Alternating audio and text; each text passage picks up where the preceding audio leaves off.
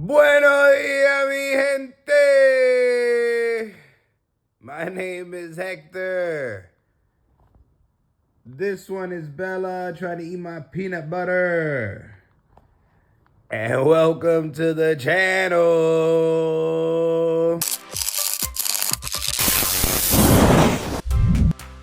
All right, gang. So today is my day off of work, my one day off, and then I go back to work tomorrow.